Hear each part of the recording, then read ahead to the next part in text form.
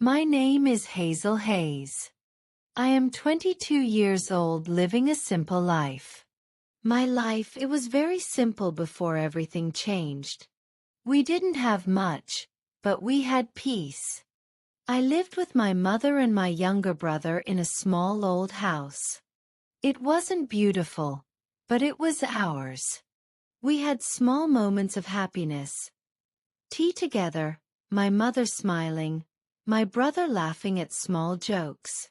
I used to think life would always stay like that. My mother was sick most of the time. She had weak lungs, and sometimes she couldn't even get out of bed. I took care of her. My brother, he was always kind but a little careless. He got into small trouble now and then. Nothing big, just silly things like skipping work or borrowing money from friends. But we always managed. We didn't have much money, but somehow we had enough. And we had love. That was the thing that kept us together. One cold evening, I was washing the dishes when the phone rang. I still remember that sound. It was just a normal phone ring, but my heart started beating faster for some reason. I picked up the call, and the voice on the other side said, "Your brother has been arrested." For a second, I thought I heard it wrong. I said, "What? My brother?" The man repeated, "Yes, he is in jail. You need to come." Then, things got very bad. My brother got into big trouble. He was sent to jail because he was involved in a fight over borrowed money with a few bad men. The fine was huge, too much money for us to ever pay. The shame and the worry of it all felt like a stone crushing my chest. Every time I thought about him sitting alone in a cell, the air left my lungs. I tried to talk to my mother about finding a way to get the money, but the stress made her even sicker. The light just went out of her eyes completely. That night, I couldn't stop crying. And my mother, she didn't look well at all. I kept telling her, "It's okay, we will fix this. We will help my brother. We'll find a way." But she just kept saying, "I'm sorry, Hazel." Then suddenly, her breathing got heavy. I panicked. I screamed her name again and again, called for help, tried to shake her, but she didn't move. I called for the ambulance, but it was too late. My mother died in my arms that night. I still feel that moment, her last breath, the warmth fading away. Everything went silent around me. I remember I kept whispering, "Mom, please come back." For days, I didn't eat or sleep. I just sat there staring at the wall. My brother was still in jail. I had lost my mother, and now I was alone. I didn't even have time to cry properly because I had to find a way to get my brother out. So I sold whatever little we had.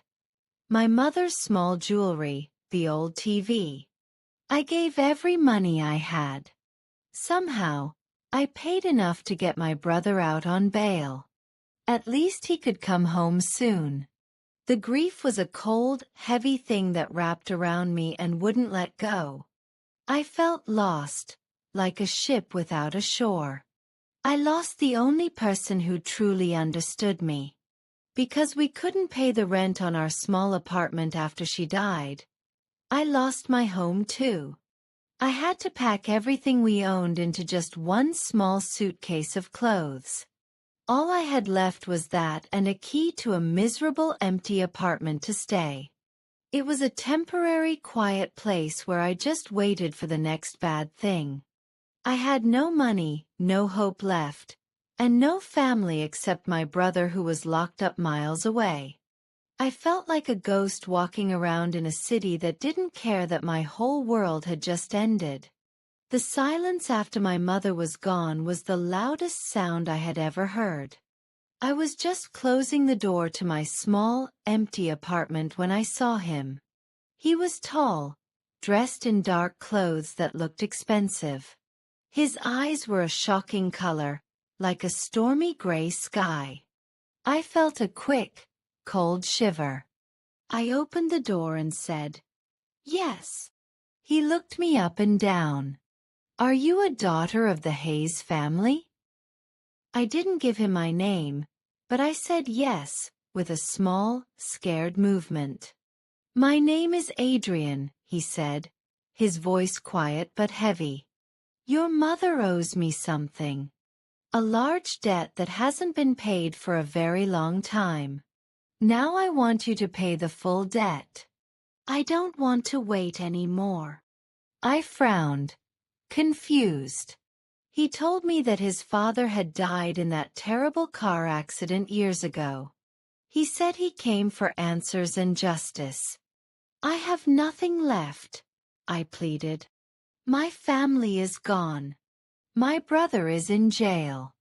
My mother already paid you people. I can't give you anything." He looked at me with cold eyes that never felt peace. "Your mother took my father's life. The debt is bigger than money. Now I will take you instead. You will stay with me until this is settled." I was so angry and scared. I hated him for saying my mother was a killer. I had to tell him my name was Hazel Hayes, and then he took me with him. I didn't have a choice. When I stepped in, his house was huge. It felt cold and silent. He took me to my room and gave me 2 strict rules. "You cannot leave this property, and you cannot go into that door." "Why should I listen to you?" I asked, with an arrogant face. "My mother paid her part. You are just a cruel thief." He looked at me with cold fury. "Your mother took responsibility for the crash. You are here to answer for that debt." For the first few weeks, I was full of that anger. I kept my chin high and avoided him. I was certain he was lying about the debt being unpaid. I treated him like he was the one at fault, and I was the true victim. But then came the small things. Adrian barely spoke, but he made sure I was comfortable. One morning, after a terrible night of crying, I found a hot cup of tea outside my door. It was a small, silent act. My anger still didn't vanish. But I started to see the lonely man who lived in the silent house, hurting just like me. My mind started to turn into confusion about him. One afternoon, I was carrying a stack of books and I slipped on the shining wooden floor. I crashed into a small table, and a fancy old glass lamp shattered loudly. I froze, waiting for Adrian to come in and yell. I knew I couldn't pay for it. He walked in quickly. He didn't look angry. He looked tired, not in a state to argue. He just looked at the glass, then at my pale face. "Are you hurt, Hazel?" "No," I whispered. "I'm so sorry. I'll clean it up."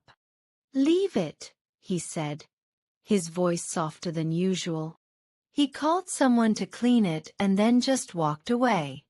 He never asked me about it again. His lack of punishment made the guilt of breaking the lamp feel worse than any shouting would have. It was hard to hate a man who didn't even punish your mistakes. And then there was that locked door. My confusion about Adrian grew, and I needed to know the truth he carried.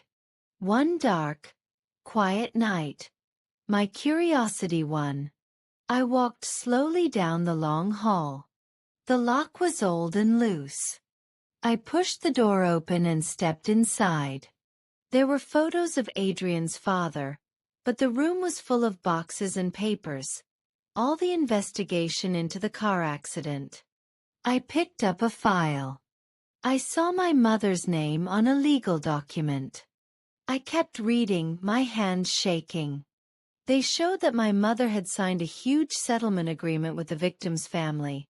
She agreed to pay them a large long-term debt to avoid jail time and a public trial. She had taken full legal responsibility for the crash. Adrian was completely right. The debt was real, and my mother was guilty. Suddenly, my arrogance vanished. It was replaced by a heavy, crushing feeling of guilt. I realized Adrian's pain was true, and all the time I had spent hating him, he was only suffering over his father's death caused by my family. The coldness in his eyes was a real pain. I stood there, broken by the truth, finally understanding the debt. After that night, everything changed. I didn't tell Adrian I was in the room, but my behavior changed. The way I looked at him was softer, filled with pity and shared worse times. One evening, I found him sitting alone in the big living room. He was just staring into the dark garden. I walked over and sat on the other end of the sofa. "I used to read to my mother," I said quietly, just to break the silence. He didn't look at me, but he answered. "What did you read?" "Stupid things. Old detective stories." We talked for almost an hour, not about the past, but about books and the weather. It was the first normal conversation we ever had. When I got up to leave, he finally looked at me. "Good night, Hazel." The next day, he started asking me what I liked to do, what made me happy. He started opening up small pieces of his own life too, talking about his father's love for the garden. One sunny afternoon, he came to my room and held out a pair of thick gardening gloves.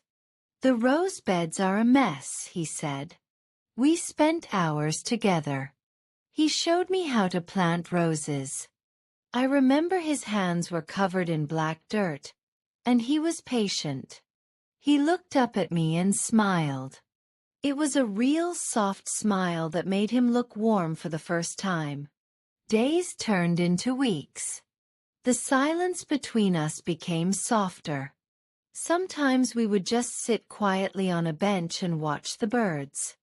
And somewhere in all that quiet time, I realized I had fallen in love with him.